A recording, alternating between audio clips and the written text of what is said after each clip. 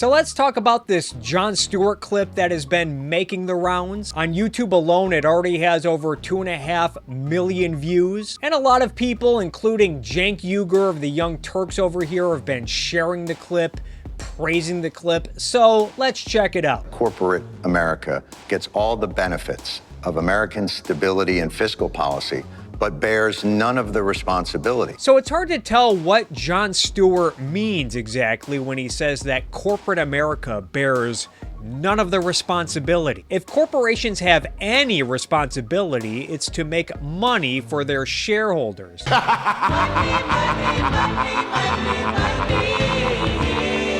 Which, as we're gonna see, Jon Stewart does not seem to be a big fan of corporations taking care of their shareholders. But in this clip, Jon Stewart is gonna focus a lot on stuff like taxes. And I think it's worth noting, according to this article from Tax Foundation, corporate tax revenue hit an all-time high in 2021, totaling over $370 billion. On top of that, thanks to the recent Wallet Reduction Act, corporations that make over $1 billion a year in profit are now forced to pay at least 15% in taxes, along with new taxes on stuff like stock buybacks. And who knows what impact these stupid-ass taxes will have on wonderful things like employment and wages and consumer prices and investment and innovation and retirement accounts. So I honestly have no clue what Jon Stewart is talking about when he suggests that corporate America bears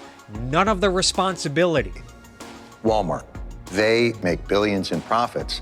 Their workers are one of the largest corporate users of social service programs. Why don't Walmart workers share in the profits of Walmart? If Walmart's workers want to share in the profits of Walmart, then they can do so by simply buying Walmart's stock. And people have been bitching and moaning about this for years. This notion that Walmart is costing taxpayers money because they pay their workers so little that their workers have to rely on welfare benefits. The implication being that because the taxpayers are subsidizing Walmart's workforce, therefore Walmart should pay their workers more to save the taxpayers money. Other knuckleheads like Dan Price and Robert Reich have also complained about this. As we can see, Dan Price makes a big fuss over how much money the CEO makes. And putting aside the fact that much of that compensation is likely in the form of stuff like stock options and not just pure cash, even if Walmart's executives decided to work for free and divide their compensation up amongst Walmart's workers,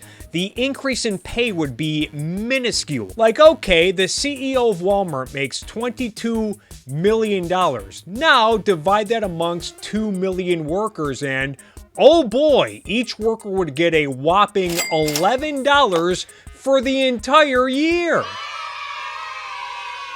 Whoop-de-fucking-do. When Robert Reich raised this issue on Twitter, he linked to this article from CNBC, which, as we can see, makes the claim that Walmart and McDonald's are among top employers of Medicaid and food stamp beneficiaries. And this article cites this report put out by the Government Accountability Office. A few things worth noting about this report. First off, of the people enrolled in Medicaid and SNAP, only a small percentage are even in the workforce. Secondly, when we look at the state-by-state breakdowns, Walmart workers represent a tiny portion of the workforce on SNAP or Medicaid in a given state, usually ranging from 1 to 2%. The highest percentage being that 3.1% of workers receiving SNAP in Arkansas worked at Walmart. And in some cases, institutions like the Commonwealth of Massachusetts and even Dunkin' Donuts were bigger culprits. So, a small percentage of Medicaid and SNAP recipients are even in the workforce, and a tiny percentage of those recipients work at Walmart. So it sounds to me like this is not really about justice for the taxpayers or saving the taxpayers money, but rather it's people like Jon Stewart and Dan Price and Robert Reich grasping at straws, looking for a reason to hate Walmart for being a big corporation. I think it's also worth noting that when you take the data from this report and you compare it to the total workers that Walmart employs in each state, it turns out that only a small percentage of Walmart's workforce receives SNAP or Medicaid benefits, with the percentage usually ranging between 3 and 6%, with the highest figure being that 21% of Walmart's 2,500 workers in the state of Rhode Island being enrolled in Medicaid. There's also been a lot published on how many of Walmart's workers actually make pretty good money, and how a lot of Walmart's workers who start out at entry level get promoted to higher paying positions, with store managers earning as much as $175,000 a year. So it's not like everyone who works at Walmart is destitute to the point where they have to go crawling to the government for financial assistance. It might also be worth noting that over the last few years, Walmart has brought in roughly $500 billion to over $600 billion in revenue each year. And Walmart's profits represent only a tiny portion of those revenues. I think it was roughly 2% in 2022. Often when we hear about how Walmart's workforce is subsidized by the taxpayers, with estimates being as high as $6.2 billion in 2013, which was roughly 1% of Walmart's total revenues from that year, what we often don't hear is the fact that Walmart paid roughly $8 billion in corporate taxes that same year. And depending on the year, since 2009, Walmart has paid roughly $4 to $8 billion in corporate taxes every year. And this does not count the taxes that are taken from Walmart's massive workforce through income taxes and payroll taxes, along with the money that Walmart's customers are forced to pay through sales taxes. And while we're talking about sales taxes, if we look at a state like Indiana and look at how much Walmart paid in sales taxes, which is roughly $188 million, and we divide that by the estimated number of workers on SNAP and Medicaid, assuming that there's no overlap between the two, Walmart will have paid roughly $50,000 in taxes per worker who receives welfare in Indiana. And we see similar trends in states like North Carolina, where Walmart paid roughly $201 million in sales taxes in North Carolina. If we divide that up amongst the estimated 3,511 workers who are on SNAP, Walmart will have paid roughly $57,000 in taxes for every one of their workers who are on SNAP in North Carolina. In Rhode Island, where Walmart paid $11.9 million in sales taxes, divide that by the estimated 546 workers who are enrolled in Medicaid, and Walmart will have paid roughly $21,000 in taxes for each of their workers who are enrolled in Medicaid in Rhode Island. Yeah, so much for Walmart not bearing any responsibility. Now, I don't say this because I think that Walmart is some perfect,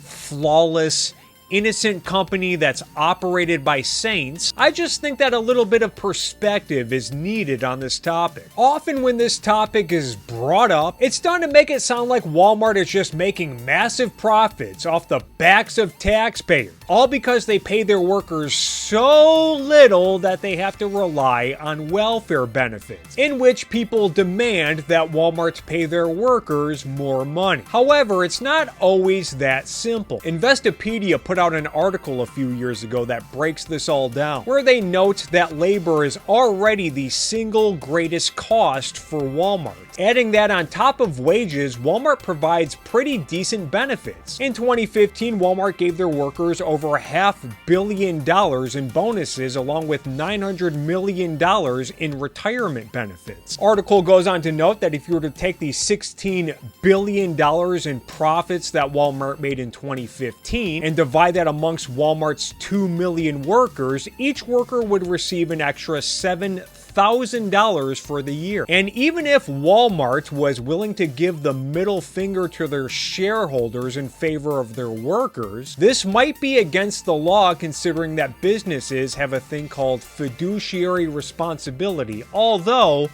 I'm no legal expert. Not to mention, many of Walmart's shareholders might be part of the so-called working class. You know, the very people that Jon Stewart claims to care about. Namely, retirees and soon-to-be retirees who are counting on Walmart to make money.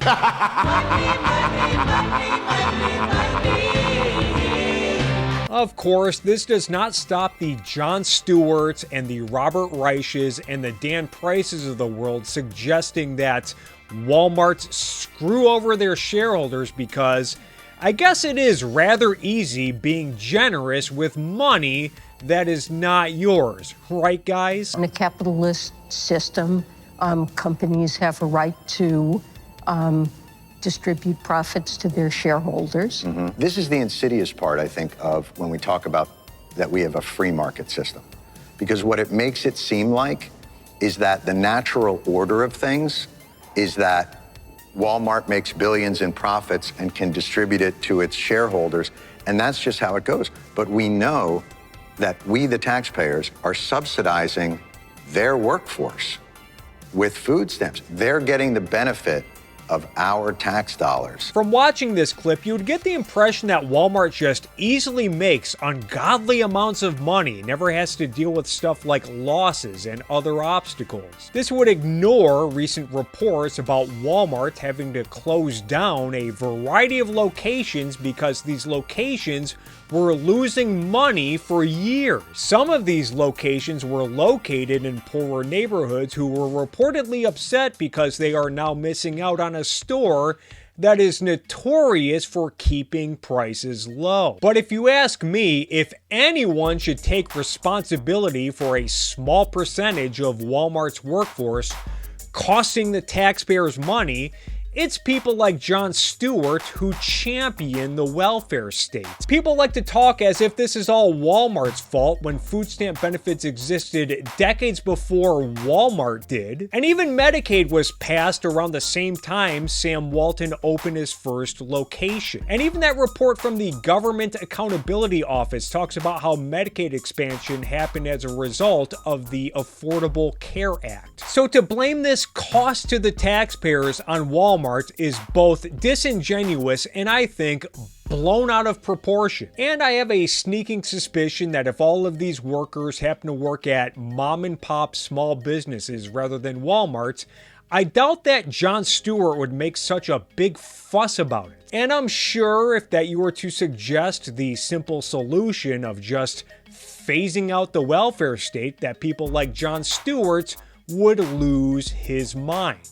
or whatever's left of it. And while we're talking about welfare programs like Medicaid costing taxpayers money, remember that Medicaid once reached a point where it was costing taxpayers a little too much money, to the point where Congress responded by introducing the Medicaid drug rebate program in an effort to save taxpayers money. And as I've talked about before, one of the consequences of the Medicaid drug rebate program was higher drug prices for consumers. Oops. Which is now a problem that people like Jon Stewart love to bitch and moan about today. Way to go, guys.